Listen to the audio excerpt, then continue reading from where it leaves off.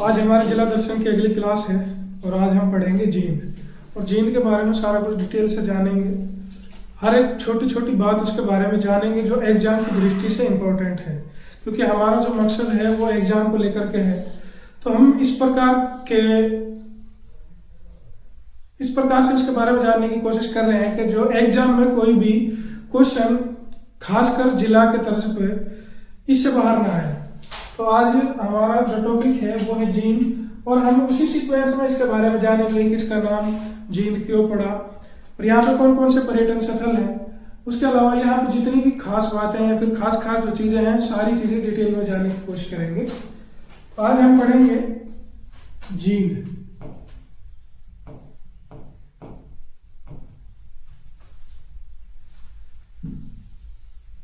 हमारा जो टॉपिक है वो है जींद। सबसे पहले अगर बात की जाए तो सबसे पहले हम देखेंगे कि जींद का नाम जींद क्यों पड़ा। क्योंकि हम अभी तक पढ़ते आए हैं या फिर जितने भी जिले हमने पढ़े हैं सभी के बारे में चीज़ है कि किसी न किसी चीज़ को लेकर के उनका नाम पड़ा है। उसी प्रकार से जींद का नाम भी दो वजह से पड़ा है। इसकी दो वजह बताई जाती हैं जिसके नाम पर इसका नाम जींद पड़ा है। पहली वजह तो यह है कि एक जींद कौर रानी थी जिसके नाम पर बताया जाता है कि इसका नाम जींद पड़ा था।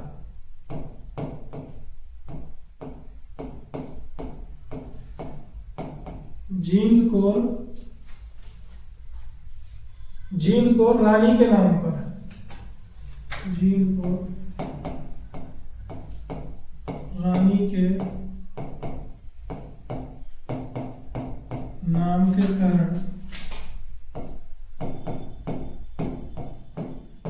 इसका नाम, एक वजह तो यह बताई जाती है कि जींद कौर रानी के नाम पर इसका नाम जींद पड़ा, और दूसरी वजह जो बताई जाती है वो ये बताई जाती है कि महाभारत युद्ध से पहले यहाँ पर पांडवों ने अपनी विजय के लिए एक मंदिर बनवाया था। वहां पे उन्होंने यज्ञ किया था, पूजा की थी जयंती देवी की। तो वहां पर उन्होंने एक जयंती देवी मंदिर बनवाया।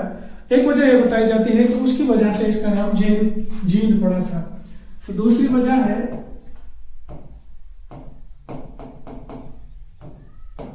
जयंती देवी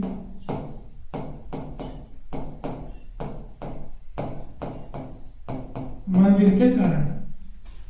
तो यहाँ पे ये याद रखना है हमें कि जयंती देवी जो है इसको विजेता की देवी के विजय देवी के नाम से जाना जाता है, और यहाँ पर पांडवों ने एक पूजा की थी, उसकी वजह से भी इसका नाम जींद पड़ा था, ऐसा बताया जाता है। अब हम बात करते हैं कि जींद का पुराना नाम क्या है।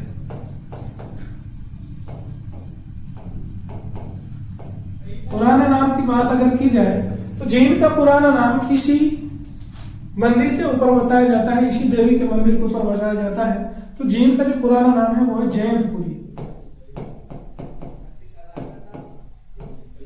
जींद का जो पुराना नाम है वो है जयंतपुरी। अब इससे आगे हम इसके उपनाम के बारे में पढ़ेंगे कि ऐसे कौन कौन से नाम हैं जिनसे जींद को जींद के अलावा जाना जाता है, उनको उपनाम कहते हैं। और जींद के दो सबसे फेमस है नाम है, उपनाम है, और एक थोड़ा रेयर है, सुना होगा शायद आपने।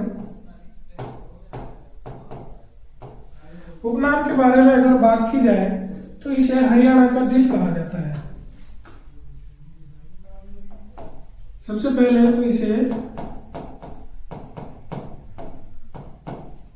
हरियाणा का दिल या फिर आप हार्ट ऑफ हरियाणा भी बोल सकते हैं। हार्ट ऑफ हरियाणा इसको बोला जाता है। उसके अलावा इसको दूध सिटी, दूध नगरी या फिर आप मिल्क सिटी भी बोल सकते हैं। अब इसको दूध नगरी क्यों कहा जाता है? क्योंकि यहाँ पर जो मुर्रा नस्ल की भैंस है जिसे हरियाणा का ब्लैक गोल्ड कहा जाता है वो यहाँ सबसे ज्यादा पाई जाती है। उसके अलावा इसके बारे में एक और इसका नाम है जो शायद आपने सुना भी हो या ना सुना हो, तो मैं आज आपको बता दूं कि इसको जिस प्रकार से कुरुक्षेत्र को हरियाणा की पवित्र भूमि कहा जाता है, उसी प्रकार से जींद को कुरुक्षेत्र की पवित्र भूमि कहा जाता है। कुरुक्षेत्र की पवित्र भूमि भी जींद को कहा जाता है। ये याद रखना, अगर कुरुक्षेत्र की पवित्र भूमि पूछी जाए तो जींद है। उसके अलावा अगर हमसे पूछ लिया जाए कि हरियाणा की पवित्र भूमि बताइए, पवित्र भूमि, तब हमारा जवाब कुरुक्षेत्र होगा। ये याद रखें और नोट कर लें कि अगर हरियाणा की पवित्र भूमि पूछ ली जाए तो हमारा जवाब कुरुक्षेत्र होगा, और अगर कुरुक्षेत्र की पवित्र भूमि पूछी जाए तो फिर हमारा जवाब जींद होगा। तो यहां हमने नामांकन से रिलेटेड बात की कि जींद का नाम जींद क्यों पड़ा और जींद का पुराना नाम क्या है। उसके अलावा जींद के उपनाम कौन कौन से हैं, इनके बारे में हमने जाना। उसके अलावा अब हम इसकी कुछ और बातें हैं जिसके बारे में जानने की कोशिश करेंगे। और सबसे पहले हम बात करते हैं कि इसका गठन कब हुआ था। गठन, तो ये याद रखना है कि इसका गठन हरियाणा के गठन के समय ही हुआ था। तो इसका गठन हुआ था 1 नवंबर 1966 को, और जब हरियाणा बना था तो 7 जिले बनाए गए थे, जिनमें से जींद जो जिला है सबसे छोटा था। आज के टाइम पे सबसे छोटा नहीं है, लेकिन ये इंपॉर्टेंट टॉपिक है, याद रखना है। लिख लेते हैं, हरियाणा के बनने के समय जींद सबसे छोटा जिला था। जब हरियाणा बना था तो जींद सबसे छोटा जिला था। अब जब सबसे छोटा जिला था तब हम बात करते हैं इसके क्षेत्रफल की। इसके क्षेत्रफल भी हमें 2 तरह से याद करने हैं। एक तो एक जब ये बना था तब कितना था, तो पहले, और दूसरा वर्तमान। तो 2 क्षेत्रफल इसके याद रखने हैं। जो पहला क्षेत्रफल है वो है इसका 2712 वर्ग किलोमीटर, 2712 वर्ग किलोमीटर, और वर्तमान में जो इसका क्षेत्रफल वो है 2702 वर्ग किलोमीटर। तो अब आपके दिमाग में अगर ये बात आ रही हो कि अब 10 किलोमीटर कहाँ गया, तो जब नए डिस्ट्रिक्ट बने हैं उनमें कुछ गांव इधर उधर हुए हैं, तो इसका कोई गांव दूसरे किसी जिले में चला गया होगा। इसके बारे में आपको एक चीज और है जो सबसे इंपॉर्टेंट है, जो याद रखनी है कि हरियाणा में जितने भी जिले उस टाइम बने थे, सारे जिले से टूट फूट करके अलग अलग जिले बन गए हैं, लेकिन जींद एकमात्र ऐसा जिला है जो उस टाइम से लेकर के आज तक इससे कोई दूसरा जिला टूट करके नहीं बना है। तो ये याद रखना है कि हरियाणा का एकमात्र जिला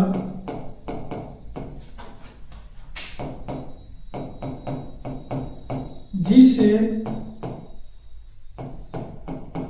अभी तक कोई दूसरा जिला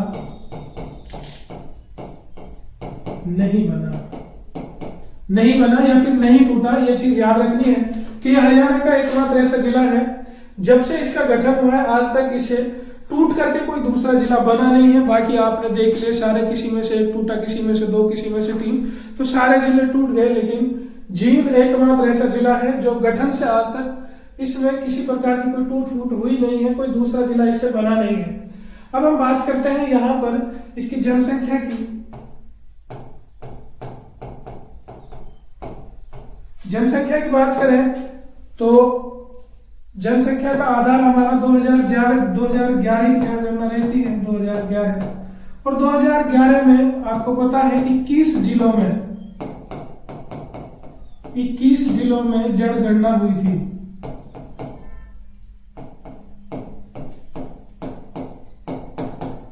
21 जिलों में जनगणना हुई थी, क्योंकि उस टाइम 21 ही जिले थे और अब 22 हैं। तो ये आपको पता है 2016 में नया जिला बना था चरखी दादरी बना था। तो इसका 2011 के बाद तो जनगणना अभी तक हुई नहीं है। तो 21 जिलों में हुई थी, जिनमें से जींद की जो जनसंख्या थी वो 10 लाख से अधिक थी।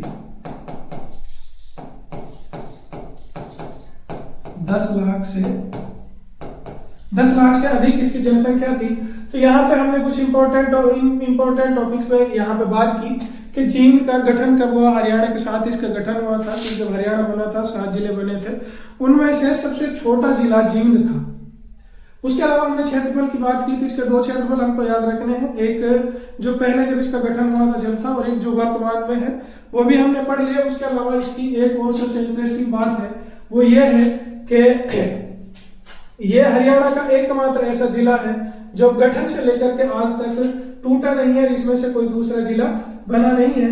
उसके अलावा हमने जनसंख्या की बात की, तो जनसंख्या इसकी 10 लाख से अधिक है। उसके अलावा हम एक चीज और इसके बारे में जान लेते हैं कि ये किस मंडल में आता है। मंडल और हम जान लेते हैं इसका कि किस मंडल में आता है। तो ये हिसार मंडल में आता है।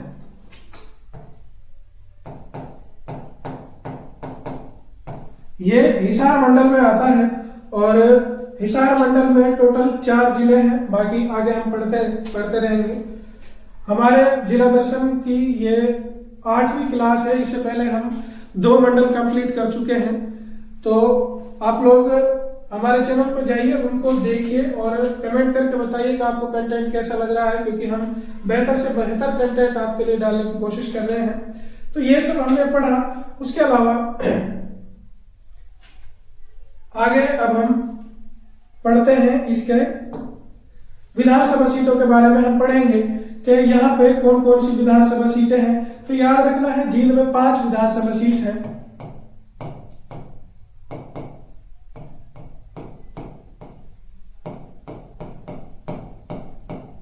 विधानसभा सीट, तो जींद में 5 विधानसभा सीट है। सबसे पहले तो जींद खुद एक विधानसभा सीट है।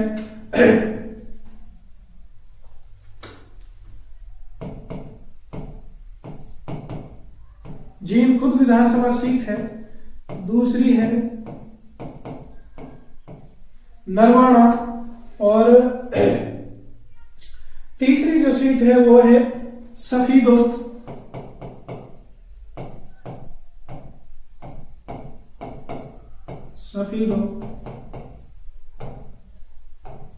अगली है जुलाना, और उससे अगली है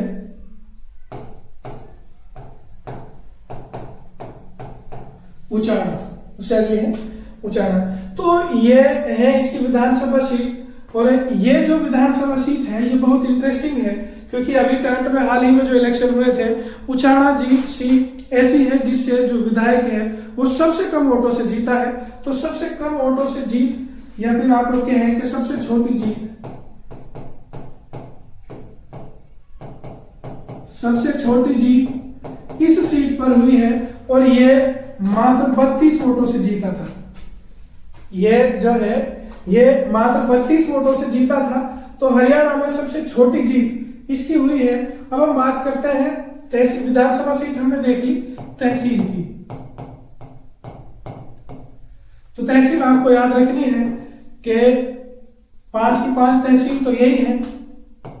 जो इसकी विधानसभा सीट है 5 की 5 तहसील तो वही है। जींद, नरवाना,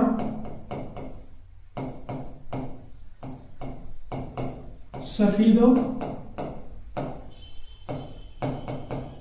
जुलाना,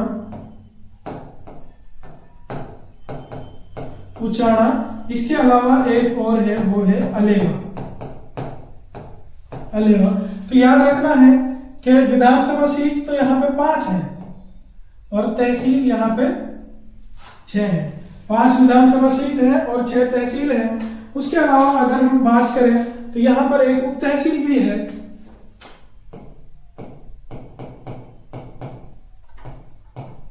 उप तहसील यहाँ पे एक है और वो है पिल्लूखेड़ा। पिल्लूखेड़ा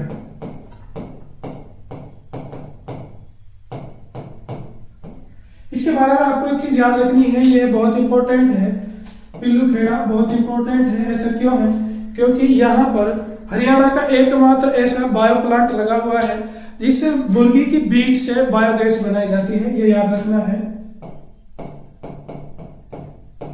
यहाँ पर हरियाणा का एकमात्र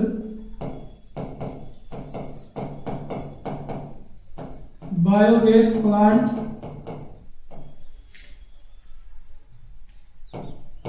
है जिसमें मुर्गी की बीज से बायोगैस बनाई जाती है। बायोगैस बनाई जाती है। तो ये बड़ा इंपॉर्टेंट टॉपिक, इंपॉर्टेंट बात है, इसके बारे में याद रखनी है कि ये एकमात्र ऐसा बायोगैस प्लांट है यहाँ पर जहाँ पर मुर्गी की बीज से बायोगैस बनाई जाती है। बाकी आपने बहुत पढ़ा होगा, गोबर वगैरह सारी चीजों से बनाई जाती है, लेकिन यहाँ पर मुर्गी की बीज से बनाई जाती है।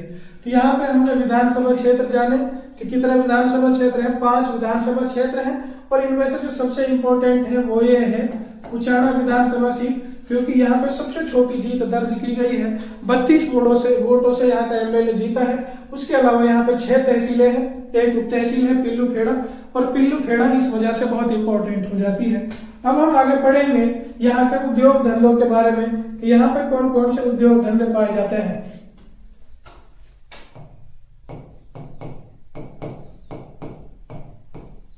उद्योग धंधे, तो सबसे पहले हम बात करते हैं, जैसा कि इसके नाम से ही जाहिर था कि मिल्क सिटी इसको बोला जाता है। तो सबसे पहले दूध का धंधा यहाँ पे सबसे ज्यादा होगा। तो यहाँ पर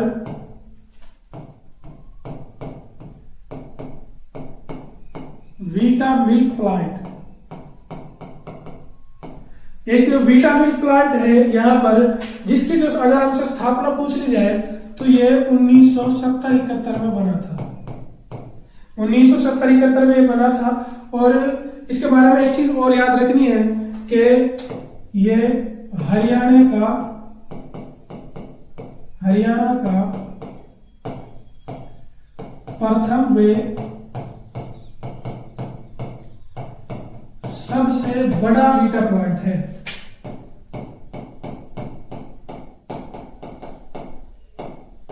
ये चीज इसके बारे में याद रखनी है कि ये हरियाणा का प्रथम और सबसे बड़ा वीटा प्लांट है। उसके अलावा यहाँ पर एक लक्ष्य वीटा मिल्क प्लांट और लक्ष्य मिल्क प्लांट,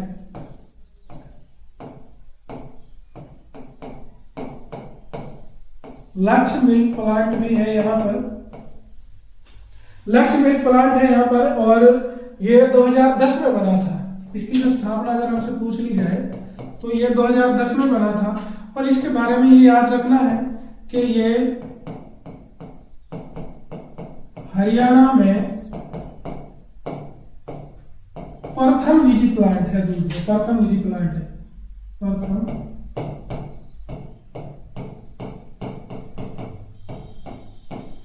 प्रथम निजी प्लांट है जिसको एक प्राइवेट कंपनी ओन करती है। तो ये प्रथम निजी प्लांट है वहां का, हरियाणा का प्रथम निजी प्लांट है जो 2010 में बना था। अब हम बात करते हैं यहाँ पर अगला उद्योग धंधा क्या है। तो एक यहाँ पर चमड़ा उद्योग है। एक यहाँ पर क्या नाम है, चमड़ा उद्योग है। चमड़ा से रिलेटेड है, चमड़ा साफ करने का उद्योग। अगर हमसे पूछ लिया जाए तो ये सबसे बड़ा नहीं है, सबसे बड़ा तो ये फरीदाबाद में है, लेकिन यहाँ पे भी इसको डेवलप किया गया है चमड़ा साफ करने के उद्योग को। उसके अलावा यहाँ पर चीनी उद्योग है,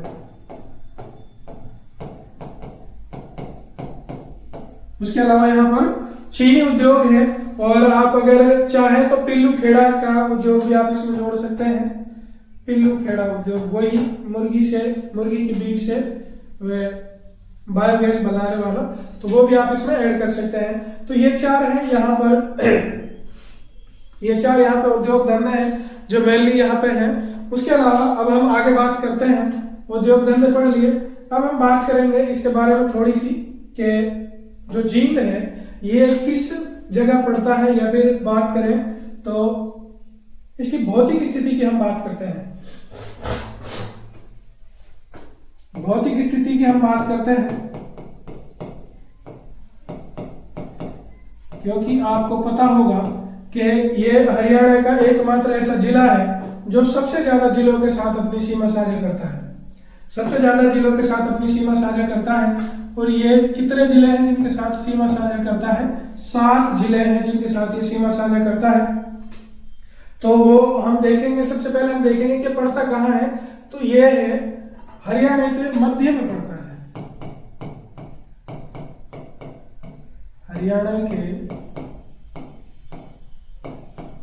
मध्य भाग में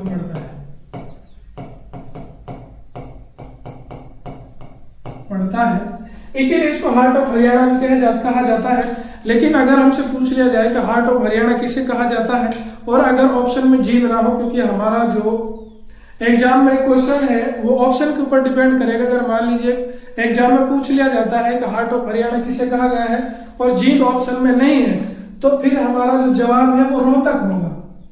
जींद के बाद रोहतक को हार्ट ऑफ हरियाणा कहा जाता है, ये याद रख लेना। अगर जींद ऑप्शन में नहीं है तो फिर हमारा हार्ट ऑफ हरियाणा हमारा रोहतक होगा। ये ऑप्शन के ऊपर डिपेंड करेगा। अब हम देखते हैं कि ये मध्य भाग में पड़ता है और साथ कौन कौन से जिलों के साथ अपनी सीमा साझा करता है। सबसे पहले हम देखेंगे ये कैथल के साथ अपनी सीमा साझा करता है। उसके अलावा ये करनाल के साथ अपनी सीमा साझा करता है, करनाल, सोनीपत,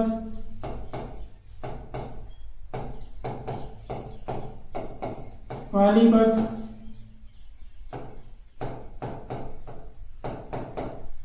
रोहतक, हिसार और फतेहाबाद। हिसार और फतेहाबाद, तो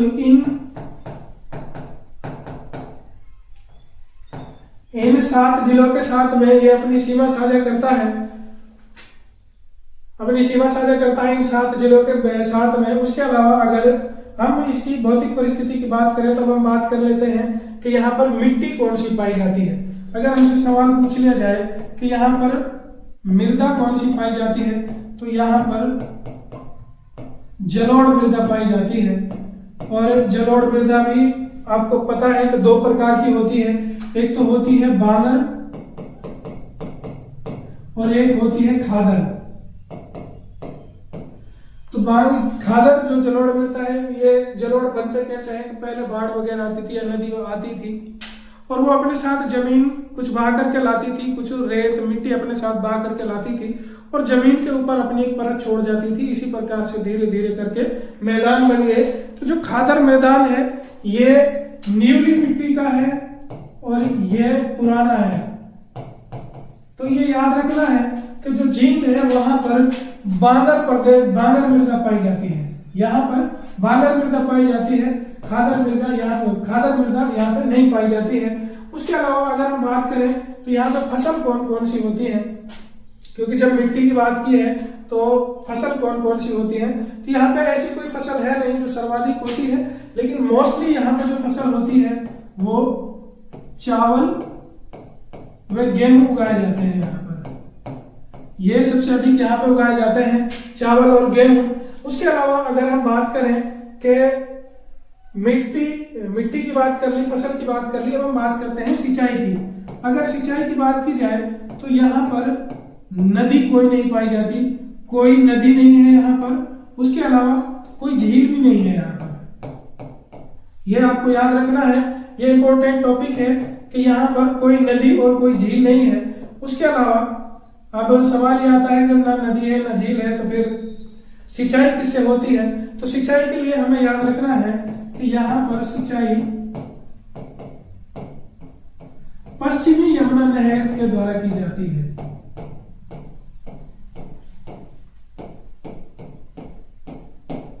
पश्चिमी यमुना नहर के द्वारा यहाँ पर सिंचाई की जाती है। उसके अलावा यहाँ पे एक सबसे इंपॉर्टेंट टॉपिक और है जिसके बारे में हमको बात करनी है, वो ये है कि अगर पक्की सड़कों का घनत्व पूछ लिया जाए सबसे कम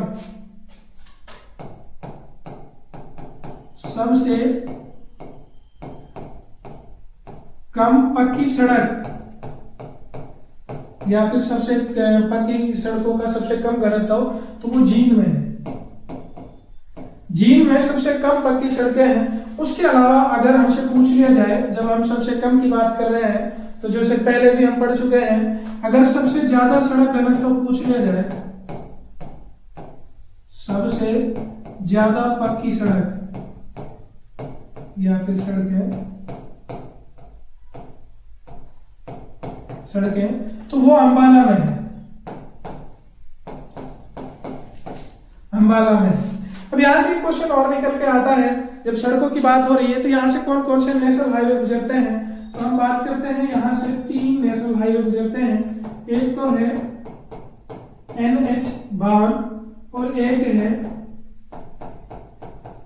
NH152 और एक है NH352।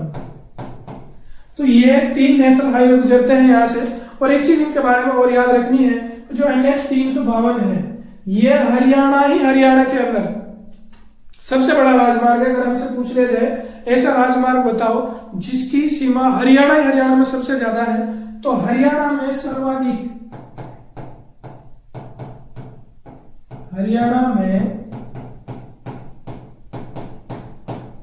सबसे बड़ा राजमार्ग,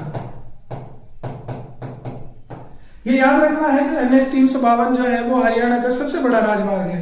तो यहाँ पर हमने इसकी भौतिक स्थिति देखी कि यहाँ पर ये किस जगह पड़ता है, कौन कौन से जिलों के साथ सीमा साझा करता है, यहाँ मृदा कौन सी पाई जाती है और जलोढ़ मृदा पाई जाती है। तो जलोढ़ में भी कौन सी मृदा पाई जाती है? तो यहाँ पर बांगर मृदा पाई जाती है। उसके अलावा यहाँ पे कोई नदी नहीं है, कोई झील नहीं है। एक और चीज है जो यहाँ पे नहीं है और वो है कोई खनिज यहाँ पे नहीं पाया जाता है। तो एक चीज और याद रखनी है कि खनिज भी यहाँ पर कोई नहीं पाया जाता, कोई खनिज नहीं पाया जाता है यहाँ पर।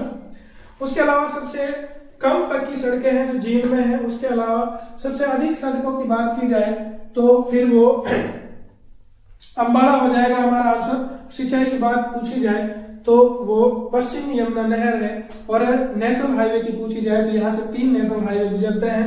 और अगर हरियाणा का सबसे बड़ा नेशनल हाईवे पूछ लिया जाए हमसे, जो हरियाणा के अंदर है, तो वो NH352 है।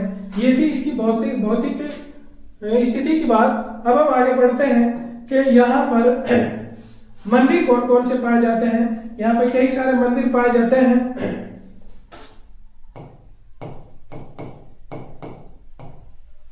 मंदिर की अगर हम बात करें तो सबसे पहले यहाँ पर जो सबसे इंपॉर्टेंट मंदिर है वो रानी तालाब मंदिर है।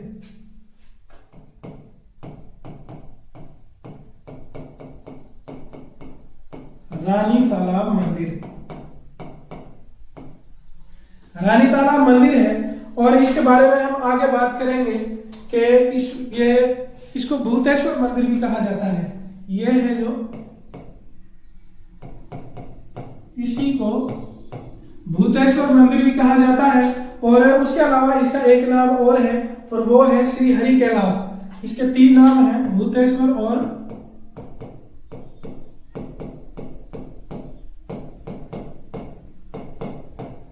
श्री हरि कैलाश मंदिर। इनके नाम से इनको जाना जाता है। इसके बारे में, ये जो मंदिर है ये पंजाब के गोल्डन टेम्पल के तर्ज पे बनाया गया है, क्योंकि यहाँ का जो राजा था, आखिरी राजा था, उसने उसके गोल्डन टेम्पल के बारे में बहुत सुना था, कोई इतना अच्छा ये है वो है, तो उसको इच्छा हुई कि हम वहाँ जाएं और जाकर के गोल्डन टेम्पल को देखें। तो जींद रियासत का जो राजा है उसने पंजाब के राजा के लिए एक खत लिखा, उससे कहा कि मैं आ रहा हूँ आपके राज्य में और आपका टेम्पल मुझे देखना है। लेकिन पंजाब का जो राजा था उसने इसको दोबारा से खत लिख करके मना कर दिया कि हमारे यहाँ आने की कोई जरूरत नहीं है।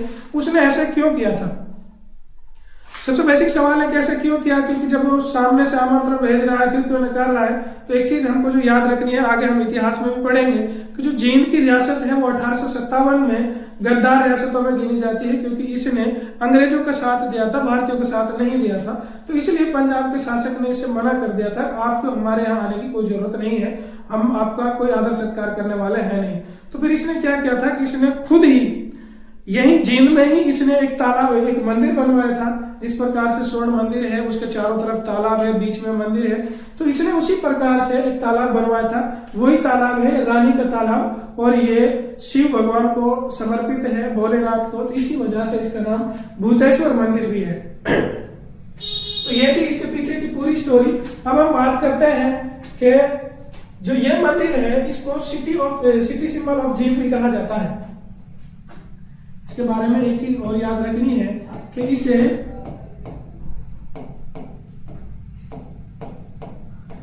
सिंबल ऑफ जींद सिटी के नाम से जाना गया, सिंबल ऑफ जींद सिटी के नाम से जाना गया। ऐसे क्यों है? क्योंकि यहाँ पर एक फिल्म की शूटिंग हुई थी और वो यहीं पे शूट किया गया था, इसलिए इसका नजारा बहुत अच्छा था, फिर लोगों ने बहुत ज्यादा इसको देखा और घूमे, इसलिए इसको सिंबल ऑफ सिटी के नाम से भी जाना जाता है। और अगर बात की जाए कि इसको बनवाया किसने था, तो जैसे मैं अभी आपको बात कर रहा था कि जींद रियासत का जो आखिरी राजा था उसने बनवाया था इसको, लेकिन वो आगे बात करेंगे रघुवीर सिंह के बारे में कि उसी ने इसको बनवाया था। उसके अलावा अगर अगला मंदिर हम देखें तो बाबा जीतगिरी मंदिर है यहाँ पर, और वो बाबा जीतगिरी मंदिर है।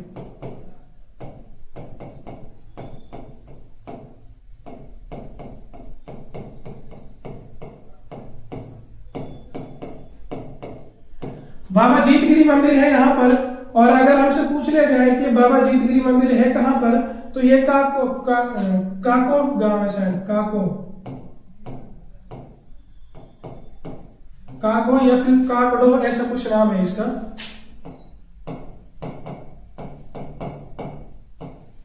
दोनों काको या फिर काकड़ो, इस जगह पर ये मंदिर पाया जाता है। उसके अलावा यहाँ पर एक पांडु पिंडारा मंदिर है, क्योंकि इसके बारे में भी बहुत प्रचलित कथाएं हैं। पांडु पिंडारा के बारे में भी हम आगे पढ़ने की कोशिश करेंगे और सारा ही कुछ पढ़ेंगे इसके बारे में।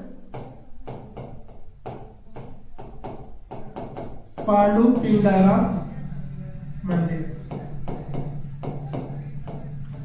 तो ये पिंडारा गांव में है।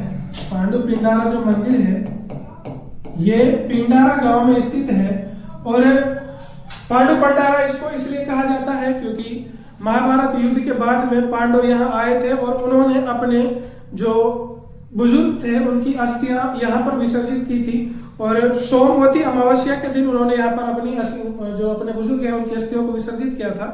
तो यहाँ पर इस दिन मेला भी लगता है, उसके बारे में भी आगे बात करेंगे। और उसके अलावा यहाँ पर एक परशुराम मंदिर है राम राय गांव में।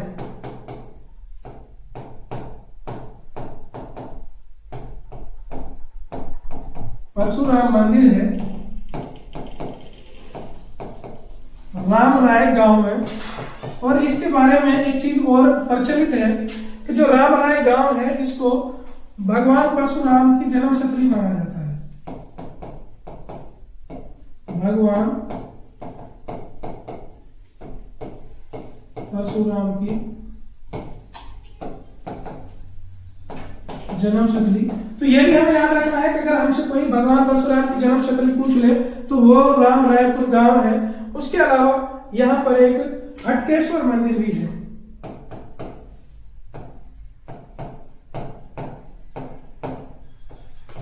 हटकेश्वर मंदिर हटकेश्वर मंदिर है और ये हाट गांव में पड़ता है। हटकेश्वर मंदिर है और ये हाट गांव में पड़ता है। हाट गांव। इसके पीछे भी बहुत इंटरेस्टिंग कहानी है, वो भी हम आगे पढ़ेंगे। तो ये थे यहाँ के प्रसिद्ध मंदिर जिनके बारे में हमने जाना। अब हम इससे आगे देखेंगे, मंदिर हमने पढ़ लिए, अब हम देखेंगे कि मेले, यहाँ पर मेले कौन कौन से लगते हैं। मेले तो एक तो बाबा भोलेनाथ का मेला यहाँ लगता है।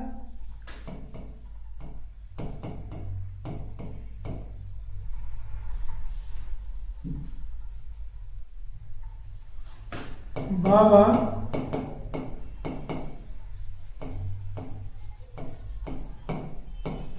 भोलेनाथ का मेला लगता है यहाँ पर।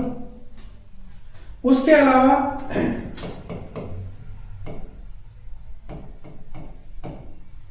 पांडु पिंडारा मेला लगता है यहाँ पर। और ये याद रखना है, अभी भी हमने बात की कि पिंडारा गांव में है, पिंडारा गांव में है। और ये जो मेला है ये सोमवती अमावस्या को लगता है।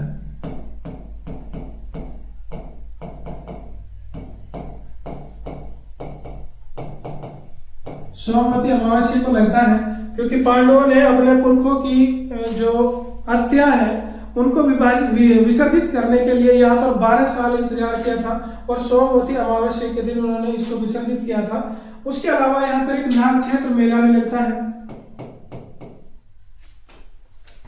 यहाँ पर नाग क्षेत्र मेला भी लगता है।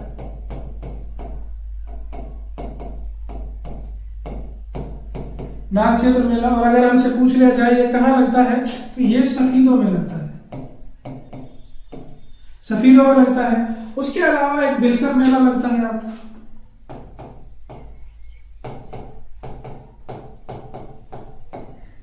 एक यहाँ पर बिलसर मेला लगता है। और ये है क्या नाम है, हंसडहर नामक जगह पे लगता है। हंसडहर, हंसडहर में लगता है। उसके अलावा यहाँ पर एक हाट मेला भी लगता है।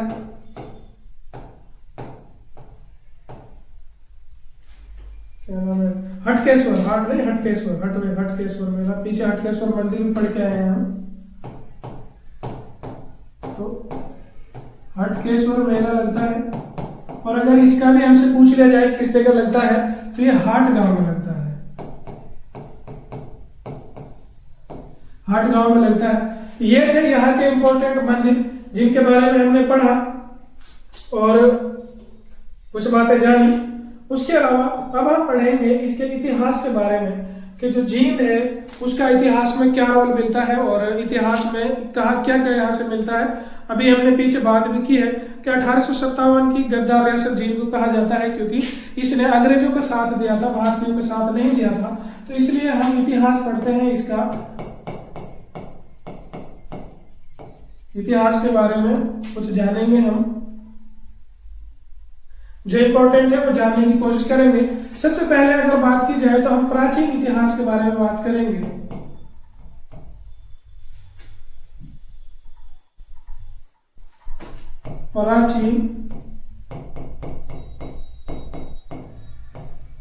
प्राचीन इतिहास की अगर बात की जाए तो ये चीज याद रखनी है कि यहाँ से हड़प्पा कालीन कुछ साक्ष्य मिले हैं।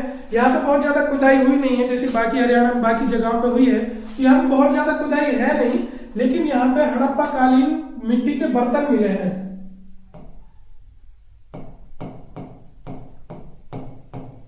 हड़प्पा सभ्यता के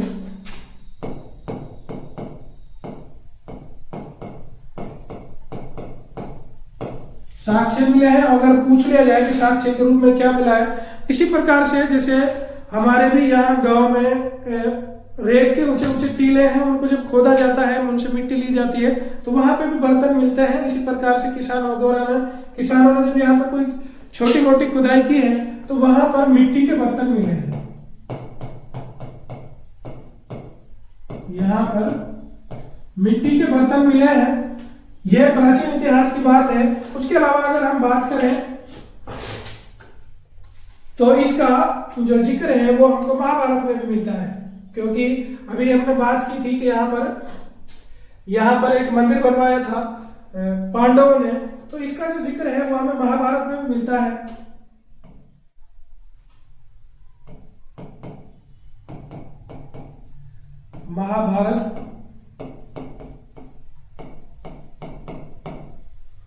महाभारत में भी इसका उल्लेख मिलता है, क्योंकि यहां पर पांडवों ने पूजा की थी। अभी हम पढ़ के आए जयंती देवी मंदिर में, पांडवों ने पूजा की थी यहां पर। और किस जगह पे की थी? पांडवों ने पूजा की थी। और अगर हमसे पूछ लिया जाए किस जगह पे की थी, तो जयंती देवी मंदिर।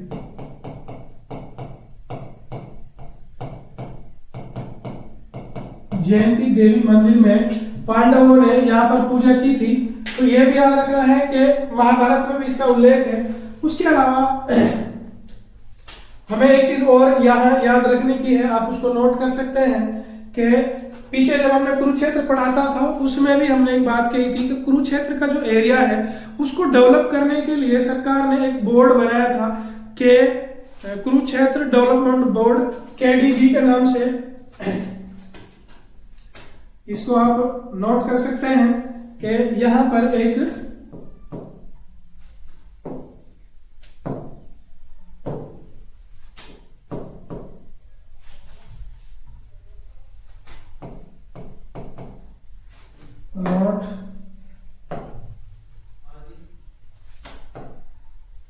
नोट कर सकते हैं कि कुरुक्षेत्र जो इलाका, कुरुक्षेत्र की जो भूमि है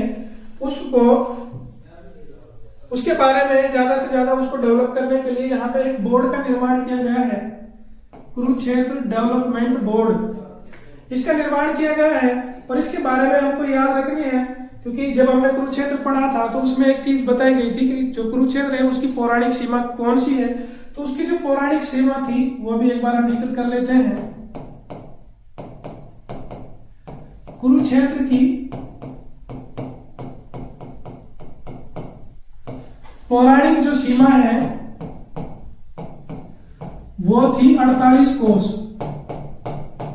48 कोस। तो इस 48 कोस सीमा को डेवलप करने के लिए स्पेशल एक बोर्ड का निर्माण किया गया है, गठन किया गया है, KDB के नाम से उसका गठन किया गया है। इसका काम क्या है कि कुरुक्षेत्र के बारे में जितने भी यहाँ के पर्यटन स्थल हैं इन सारे चीजों के बारे में ये ढूंढ कर निकाले और लोगों को बताए।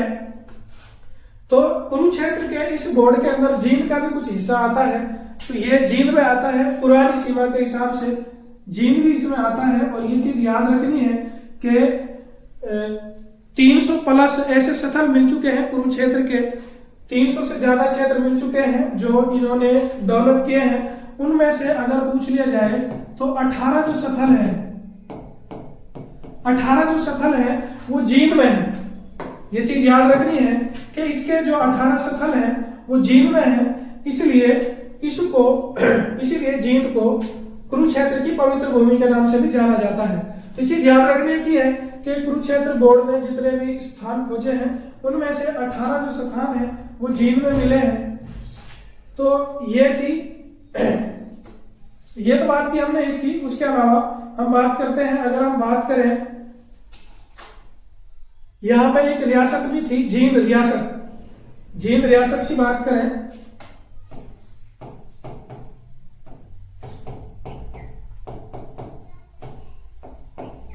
हम बात करेंगे जींद रियासत की, क्योंकि ये हमने प्राचीन इतिहास के बारे में पढ़ लिया।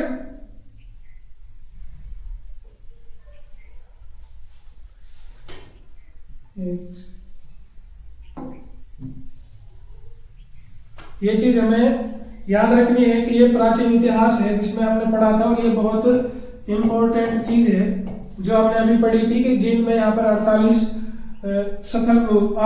स्थल मिले हैं। उसके अलावा हम पढ़ेंगे जींद रियासत। जींद रियासत की अगर बात की जाए तो इसको राजा गजपत सिंह ने स्थापित किया था। राजा गजपत सिंह ने इसको बनाया था। और अगर हमसे इसकी स्थापना पूछ ली जाए तो इसकी जो स्थापना है वो अगर हमसे पूछ ली जाए तो ये 1763 में बसाई गई थी। 1763 में बसाई गई थी। और अगर इसका संस्थापक हमसे पूछ लिया जाए तो इसका जो संस्थापक है वो है राजा गजपत सिंह।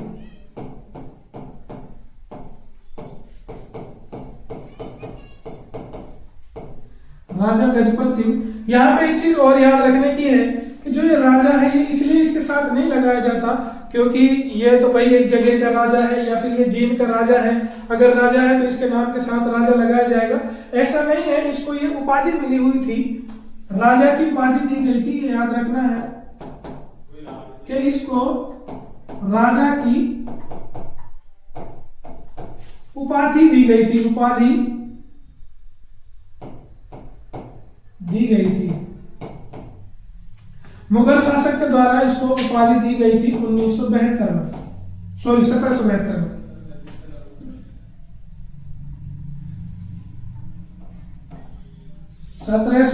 में इसको मुगल शासक ने उपाधि दी थी राजा की, इसलिए इसके नाम के साथ में राजा लगाया जाता है। और अगर हमसे पूछ लिया जाए कि वो है राजा कौन सा है जिसने इसके लिए राजा की उपाधि दी थी, तो वो भी हमको याद रखना है, वो है शाह आलम।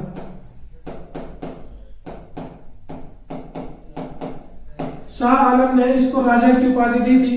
तो ये था राजा गजपत सिंह जिसने इसका निर्माण कराया। उसके अलावा अगर हमसे पूछ ली जाए कि राजा गजपत सिंह की मृत्यु कब हुई थी, तो इसकी जो मृत्यु है वो 1786 में हुई थी। 1786 में इसकी मृत्यु हुई थी। उसके अलावा यहां पे एक विद्रोह भी हुआ था 1814 में, जिसको जींद विद्रोह के नाम से जाना जाता है। यह कब हुआ था? 1814 में यहाँ पे एक विद्रोह हुआ था जिसको जींद विद्रोह के नाम से जाना जाता था। उसके अलावा एक चीज अभी पीछे मैंने बात की कि इसके बारे में एक चीज और याद रखनी है कि 1857 की गद्दार रियासत के रूप में इसको माना जाता है। और क्योंकि इसने अंग्रेजों का साथ दिया था, ये और याद कर लेना, नोट कर ले इसको। 1857 में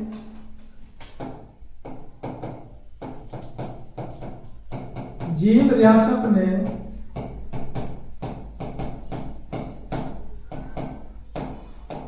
अंग्रेजों का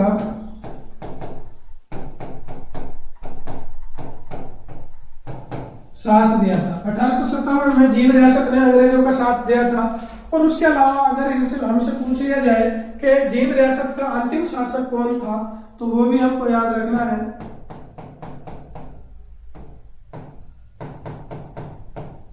अंतिम शासक तो वो था राजवीर सिंह। इसका अंतिम शासक था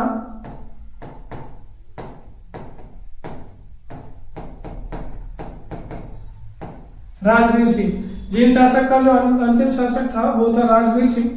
ये हमने इसके इतिहास के बारे में पढ़ा कि प्राचीन इतिहास में यहाँ पे हड़प्पा के कुछ साक्ष्य भी मिले हैं और महाभारत काल में इसका उल्लेख मिलता है।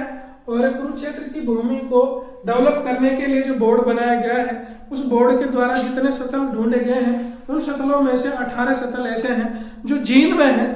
तो इसलिए जींद को हमने पीछे इसके उपनाम में भी पढ़ा था कि इसको कुरुक्षेत्र की पवित्र भूमि कहा जाता है।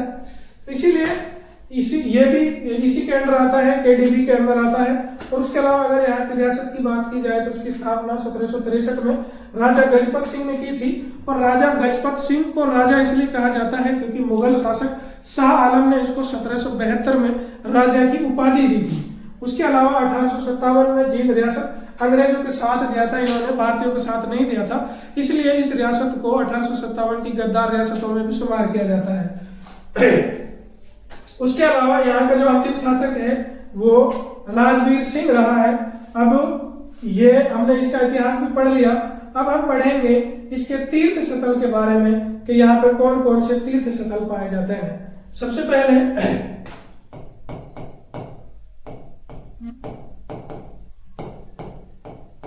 तीर्थ स्थल के बारे में हम पढ़ेंगे तो यहाँ पर कौन कौन से तीर्थ स्थल पाए जाते हैं?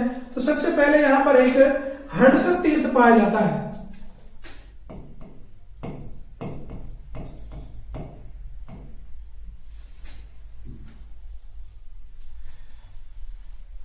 हंसप तीर्थ।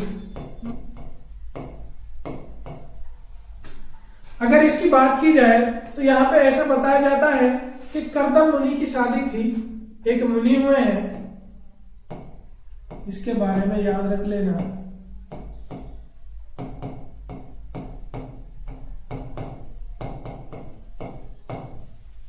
यहाँ पर इस जगह पर कर्दम मुनि की शादी की जा रही थी और उस शादी में जो भगवान ब्रह्मा है वो हंस पर चढ़ करके आए थे, इसलिए इसका नाम हंसर हो गया था। हंसर के नाम से इसको जाना जाता है। कर्दम मुनि की शादी में यहाँ पर भगवान ब्रह्मा हंस की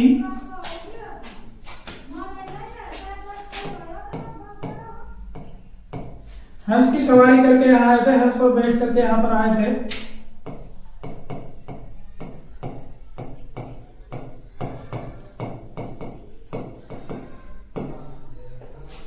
करके आए थे उसके अलावा यहाँ पर राजपूत क्या नाम है, यहाँ पर एक क्या नाम है, मुजावता तीर्थ भी है। मुजावता तीर्थ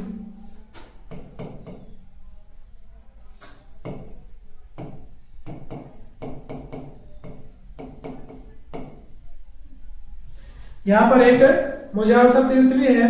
और अगर हमसे पूछ लिया जाए ये कहाँ पर है, तो ये है निरंजनपुर का, निरंजन गांव में।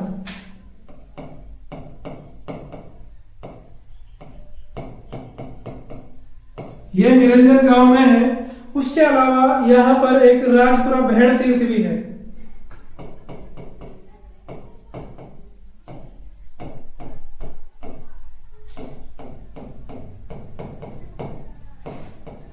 राजपुरा भेड़ तीर्थ है एक यहाँ पर। उसके अलावा यहाँ पर एक इक्कस तीर्थ भी है।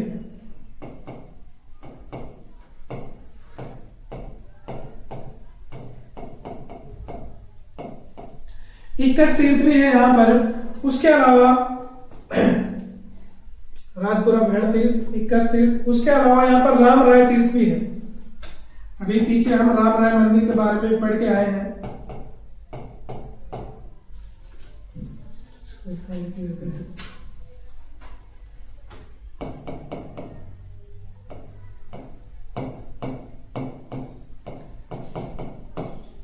इक्कस तीर्थ,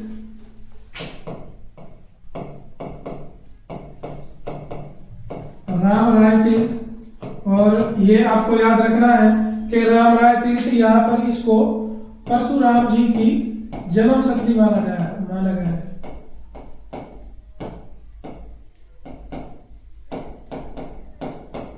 ये हमको याद रखना है, परशुराम जी की जन्म शताब्दी इसको माना गया है। उसके अलावा हम बात करें तो यहाँ पर एक पुष्कर तीर्थ भी है। पुष्कर तीर्थ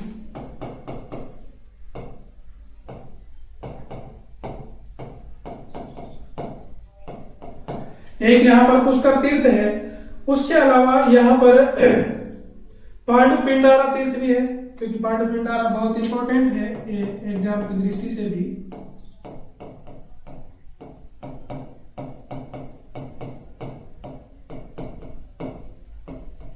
पांडु पिंडारा तीर्थ भी है यहाँ पर। और इस पांडु पिंडारा के बारे में आपको एक चीज और याद रखनी है कि ये जो है ये पिंड दान के लिए है।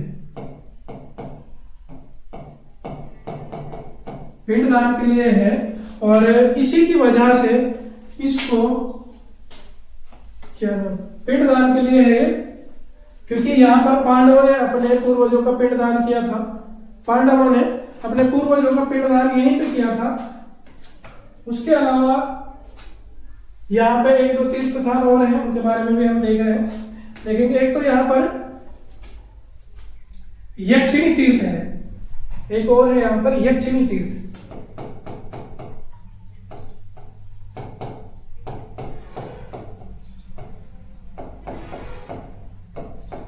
यहाँ पर यक्षिणी तीर्थ है। और अगर हमसे पूछ लिया जाए ये किस जगह पर है, तो यह है दिकनी खेड़ा में।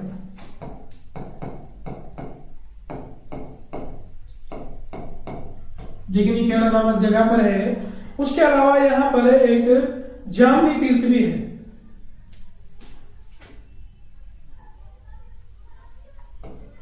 जामनी तीर्थ,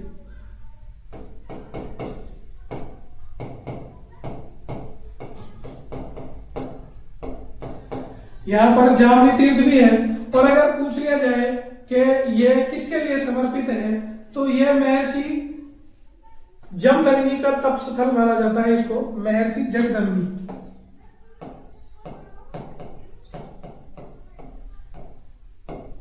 महर्षि जमदग्नि का तप स्थल माना गया है इसको। उसके अलावा यहां पर एक ढूंढू तीर्थ भी है। ढूंढू तीर्थ,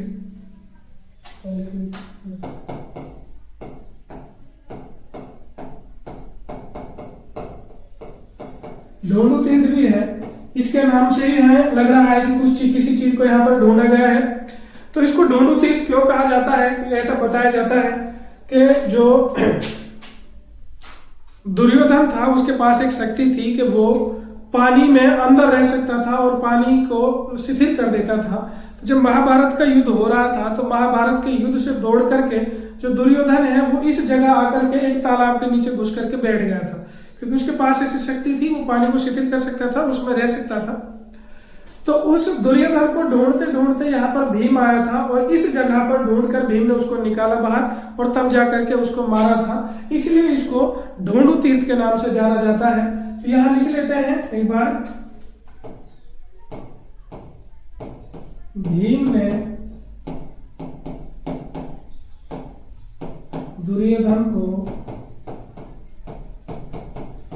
यहाँ पर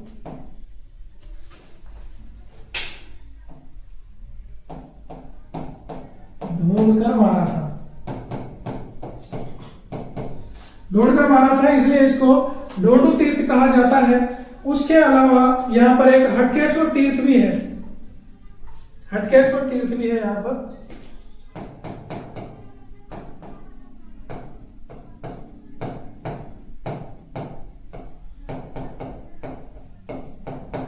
हटकेश्वर तीर्थ भी है और इस तीर्थ को 68 तीर्थों का संगम बताया जाता है।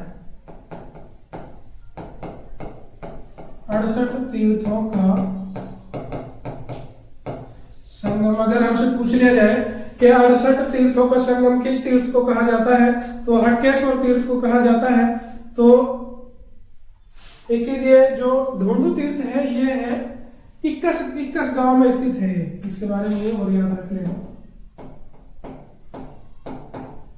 ये जो है वो 21 गांव में है। 21 गांव में है। तो ये है यहाँ के इंपॉर्टेंट तीर्थ स्थल जिनके बारे में हमने बात की है। ये इंपॉर्टेंट तीर्थ स्थल है। अब हम आगे देखेंगे, अब अगला टॉपिक हम इसका पढ़ेंगे और वो है पर्यटन स्थल। अब हम इसके पर्यटन स्थल देखेंगे कि यहाँ पे कौन कौन से पर्यटन स्थल हैं और क्या क्या कौन कौन से व्यक्तित्व हैं, या फिर कुछ इंपॉर्टेंट बात इसके बारे में जो हम जानने की कोशिश करेंगे। तो पर्यटन स्थल देखते हैं। सबसे पहले पर्यटन स्थल,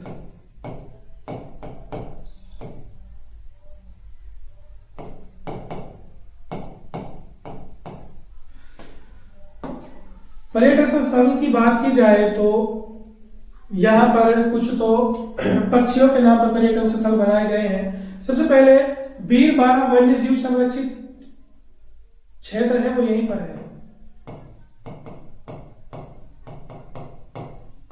बीरबारा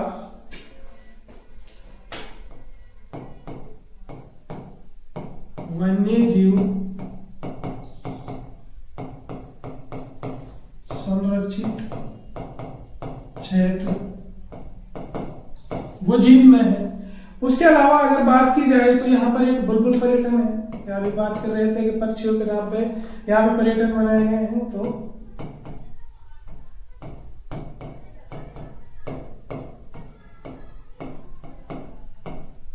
बुलबुल पर्यटन है यहाँ पर। उसके अलावा यहाँ पर एक हरियल पर्यटन है, हरियल पर्यटन है।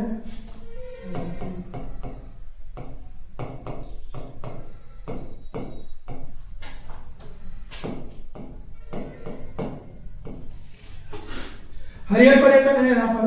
उसके अलावा हजरत गाबी शाह की दरगाह है यहाँ पर।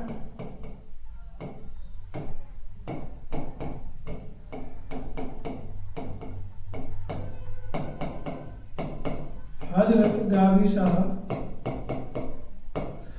गाबी शाह की दरगाह है यहाँ पर। उसके अलावा गाबी शाह की दरगाह है यहाँ पर पर्यटन स्थल में। एक जींद का किला है यहाँ पर।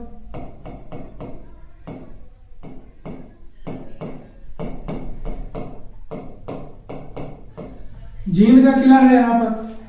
उसके अलावा अगर बात की जाए तो यहाँ पर दो गुरुद्वारे भी हैं, एक सिंधपुरा साहिब गुरुद्वारा है।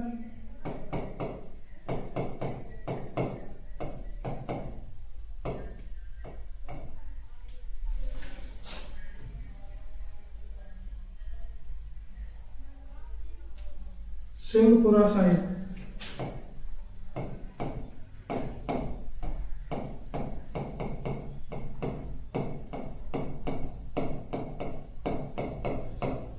सिंधपुरा साहिब गुरुद्वारा है।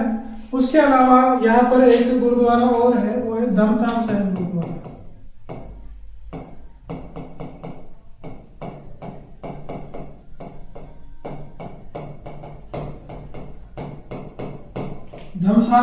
धमताम साहिब गुरुद्वारा भी है यहाँ पर। उसके अलावा यहाँ पर जयंती देवी पुरातात्विक संग्रहालय भी है।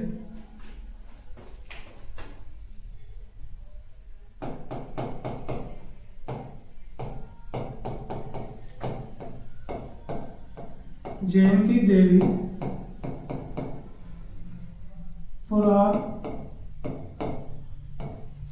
पुरातात्विक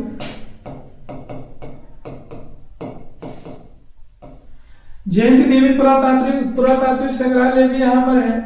और अगर हमसे पूछ लिया जाए ये कब बनाया गया था, तो ये 28 जुलाई 2007 को बनाया गया था। इसकी अगर हमसे स्थापना पूछ ली जाए 28 जुलाई 2007 में इसकी स्थापना की गई थी। 28 जुलाई 2007 को इसकी स्थापना की गई थी। उसके अलावा यहाँ पर दो स्टेडियम भी हैं।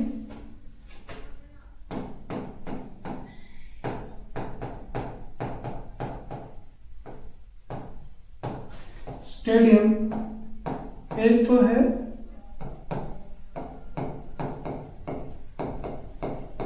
अर्जुन स्टेडियम, इसी को एकलव्य स्टेडियम के नाम से भी जाना जाता है। एकलव्य स्टेडियम के नाम से भी इसको जाना जाता है। और दूसरा है यहाँ पर वो है नवदीप सिंह स्टेडियम। दूसरा है नवदीप स्टेडियम।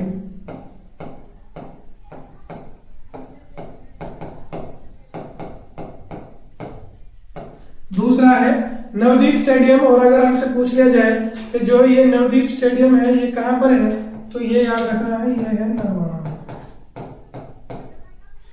यह है नरवाना में। तो ये थे यहाँ के इंपॉर्टेंट तीर्थ स्थल या फिर पर्यटन स्थल जिनके बारे में हमने पढ़ा।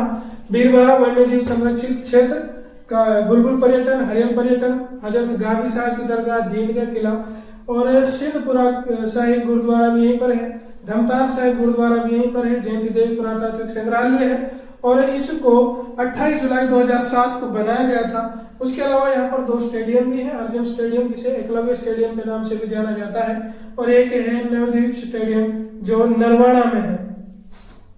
तो ये हो गए पर्यटन स्थल। उसके अलावा अब हम देखते हैं यहाँ के व्यक्तित्व के बारे में कि यहाँ पर कौन कौन से ऐसे प्रसिद्ध व्यक्ति हुए हैं जिनके बारे में हमको पढ़ना जरूरी है। तो यहाँ पे कई इंपॉर्टेंट व्यक्तित्व ऐसे हैं, व्यक्ति ऐसे हैं जिनके बारे में हमको जानना बहुत जरूरी है। प्रसिद्ध व्यक्तित्व, सबसे पहले हम बात करें तो हमारे यहाँ पे सबसे ज्यादा फेमस गेम है क्रिकेट। और क्रिकेट का एक खिलाड़ी है जो यहाँ से बिलोंग करता है, वो है युजवेंद्र चहल।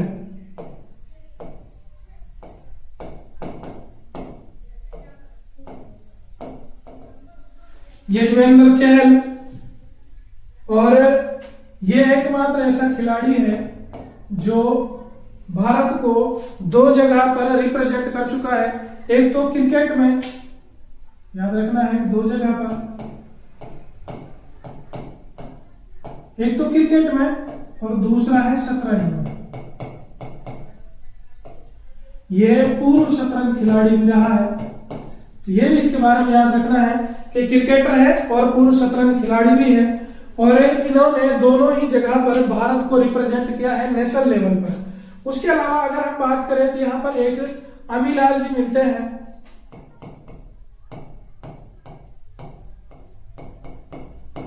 अमीलाल, जिसको गांधी के सेवक की उपाधि दी गई है, इसको गांधी के सेवक के नाम से जाना जाता है। और अगर गांधी की बात की जाए तो एक ही गांधी है, महात्मा गांधी। महात्मा गांधी का सेवक इसे कहा जाता है। महात्मा गांधी के सेवक की उपाधि इसके लिए दी गई है। उसके अलावा यहाँ पर एक मंजीत चहल भी है।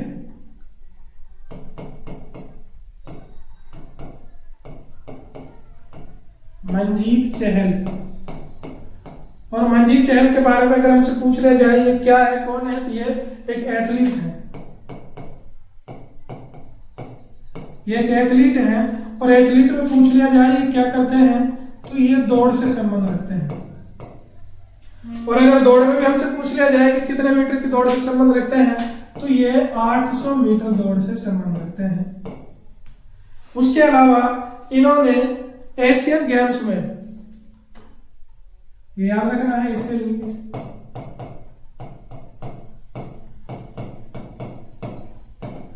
एशियन गेम्स में 2018 में, एशियन गेम्स में 2018 में इसने स्वर्ण पदक जीता था।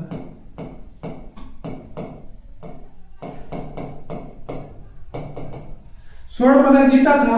उसके अलावा अगर हमसे इसके बारे में ये क्या पूछ लिया जाए कि किस गांव से है, तो ये उझाना गांव से है, ये याद रखना है।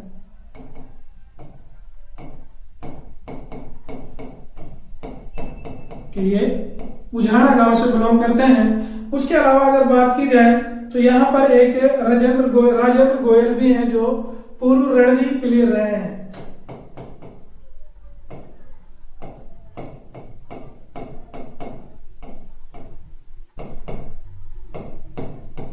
पूर्व रणजी खिलाड़ी राजेंद्र गोयल।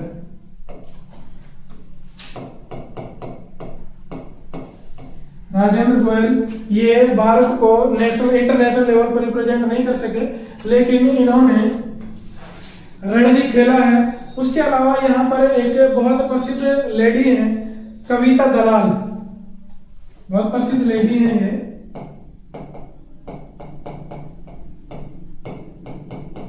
कविता दलाल, अब ये इतनी प्रसिद्ध क्यों है, क्योंकि यह है भारत की प्रथम WWE में जाने वाली प्रथम महिला रही है, प्रथम आदमी तो खली है। तो ये भारत की तरफ से वुमेन रेसलिंग में या फिर भारत की प्रथम WWE महिला रेसलर है। भारत की प्रथम WWE महिला रेसलर है। और इसको एक और नाम से भी जाना जाता है, इसको हार्ड लेडी के नाम से जाना जाता है। हार्ड लेडी के नाम से इसको जाना जाता है। उसके अलावा हार्ड लेडी के नाम से इसको जाना जाता है। उसके अलावा यहाँ पर एक बमलेरी भी है, क्या नाम है उसका,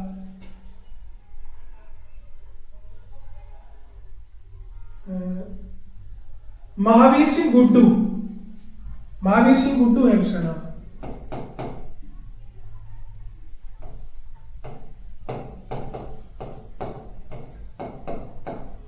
महावीर सिंह गुड्डू। ये याद रखना है, ये एग्जाम की दृष्टि से बहुत ही इंपॉर्टेंट क्वेश्चन है। इसको हरियाणा का बम लहरी के नाम से जाना जाता है। हरियाणा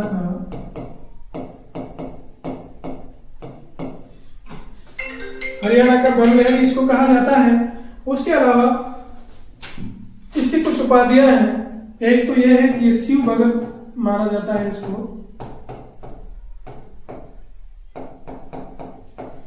ये शिव भगत है। उसके अलावा इसको 3 पुरस्कार भी मिल चुके हैं। 2010 में इसको लक्ष्मीचंद पुरस्कार दिया गया था, ये याद रखना है। 2010 में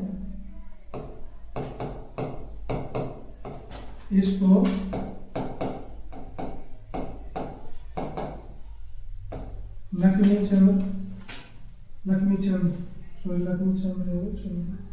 लक्ष्मीचंद पुरस्कार इसको दिया गया था।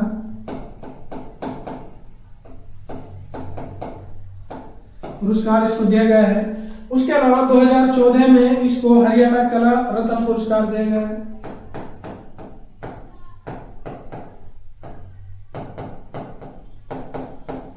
हरियाणा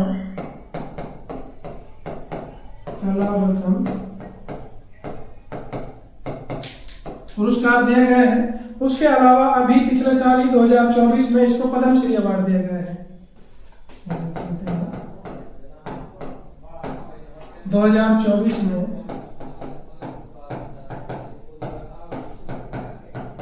पद्मश्री अवार्ड भी इसको दिया गया है। तो इसलिए ये बहुत इंपॉर्टेंट व्यक्ति हो जाता है जो एग्जाम की दृष्टि से। उसके अलावा यहाँ का एक बॉलीवुड में भी एक बंदा गया है जिसका नाम है सीताराम पांचाल। एक यहां से है सीताराम पांचाल, ये बॉलीवुड अभिनेता रहा है।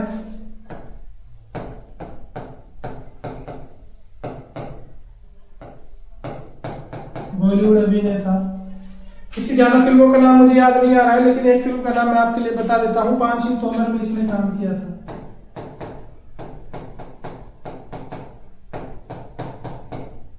पान सिंह तोमर में इसने काम किया था। उसके अलावा इसकी फिल्में रही होंगी, लेकिन पान सिंह तोमर में भी इसने काम किया था। तो ये थे यहाँ के प्रसिद्ध व्यक्तित्व जिनके बारे में हमने जाना। यशविंदर चहल, ये क्रिकेटर भी हैं, क्रिकेटर भी हैं और पूर्व शतरंज खिलाड़ी भी हैं, ये याद रखना है। और दोनों ही जगह पे इसने भारत को इंटरनेशनल लेवल पे रिप्रेजेंट किया है। उसके अलावा यहाँ पर एक अमीलाल है जिसको महात्मा गांधी के सेवक की उपाधि दी गई है। उसके अलावा मंजीत चहल है जो एथलीट है, 800 मीटर दौड़ता है और एशियन गेम्स में 2018 में इसने स्वर्ण पदक जीता था भारत के लिए।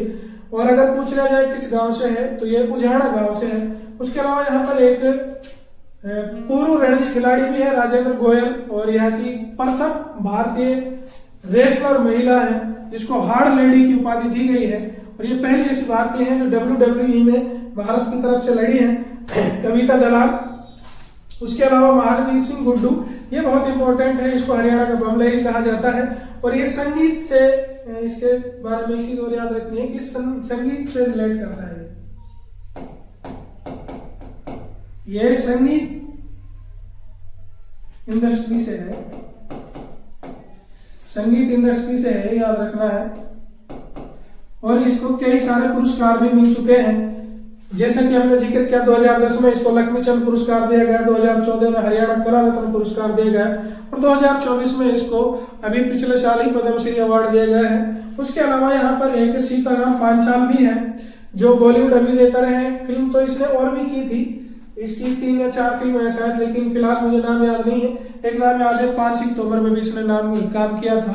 उसके अलावा अब कुछ पॉइंट ऐसे हैं जो हमसे बच गए हैं, आप उसको विविध समझ सकते हैं, उसके बारे में भी जिक्र कर लेते हैं हम। सबसे पहले तो ये बात हमको याद रखनी है कि जो सबसे कम झाड़ियां हैं,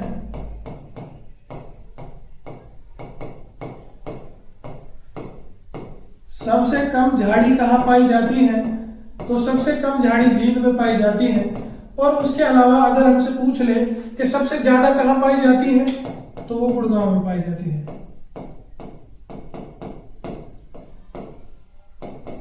सबसे ज्यादा झाड़ियां गुरुग्राम में पाई जाती हैं और सबसे कम जींद में पाई जाती हैं। उसके अलावा एक चीज और है जो याद रखनी है कि हरियाणा में इलेक्शन में सबसे पहले वीवीपैट मशीन का जो इस्तेमाल है वो यही किया था। हरियाणा में सबसे पहले वीवीपैट मशीन का जो प्रयोग है वो यही किया गया था 2019 के उपचुनाव में। ये चीज याद रखनी है। उसके अलावा एक चीज और है कि यहां पर सबसे पहले डिजिटल आंगनवाड़ी बनवाई गई थी।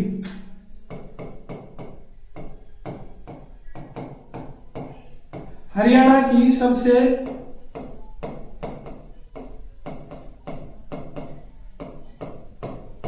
पहली डिजिटल आंगनवाड़ी वो भी यहां पर बनवाई गई थी। उसके अलावा अगर पूछ लिया जाए कि आंगनवाड़ी किस गांव में है, तो यह हाथ वाला गांव में है। अगर इसके बारे में पूछ लिया जाए कि किस गांव में है, तो ये हाथ वाला गांव में है जो जींद में पड़ता है। जींद में पड़ता है। उसके अलावा यहाँ पर एक फूड पार्क भी है, ये याद रखना है। फूड पार्क भी है जो नरवाड़ा में है। अभी पीछे हम एक पॉइंट में मुझसे रह गया था, पीछे हम पढ़ के आए राजा गजपत सिंह, तो वो याद रखना है कि राजा गजपत सिंह ने 2 किले बनवाए थे। राजा गजपत सिंह ने 2 किले बनवाए थे। एक तो था जींद का किला,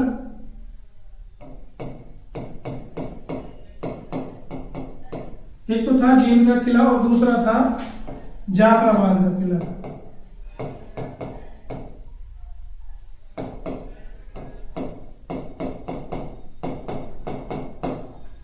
जींद का किला और जाफराबाद का किला।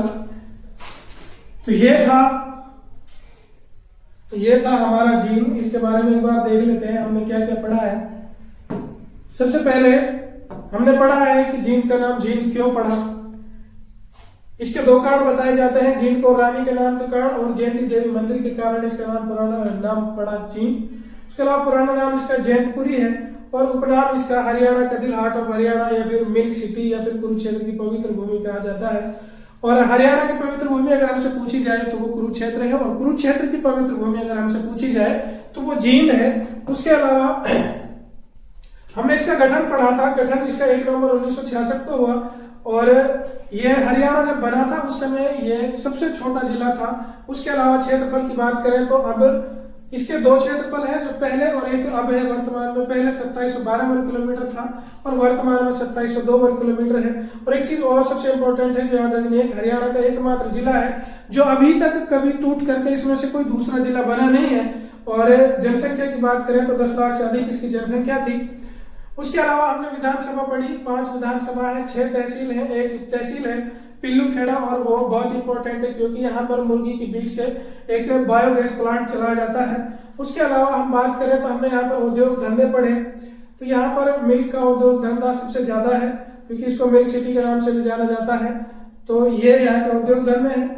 उसके अलावा अगर बात की जाए तो हमने इसकी भौतिक स्थिति पढ़ी कि ये कहाँ पड़ता है, और ये हरियाणा के 7 जिले, हरियाणा के सर्वाधिक, हरियाणा में सबसे ज्यादा जिलों के साथ अगर कोई सीमा बनाता है तो वो जींद है। 7 जिले हैं और 7 जिले ये हैं। उसके अलावा यहाँ पर मृदा जो है, मिट्टी, यहाँ पर जलोढ़ मिट्टी पाई जाती है, बांगर, और यहाँ पे जो फसल है वो चावल और गेहूं मोस्टली उगाए जाते हैं। यहाँ पे कोई नदी नहीं है, कोई झील नहीं है और किसी प्रकार का कोई खनिज यहाँ पे पाया नहीं जाता। सिंचाई इसकी यमुना नहर के द्वारा की जाती है और सबसे कम पक्की सड़कें जींद में है और सबसे ज्यादा अंबाला में है। उसके अलावा यहाँ से 3 नेशनल हाईवे गुजरते हैं, NH 52, 152 और 352।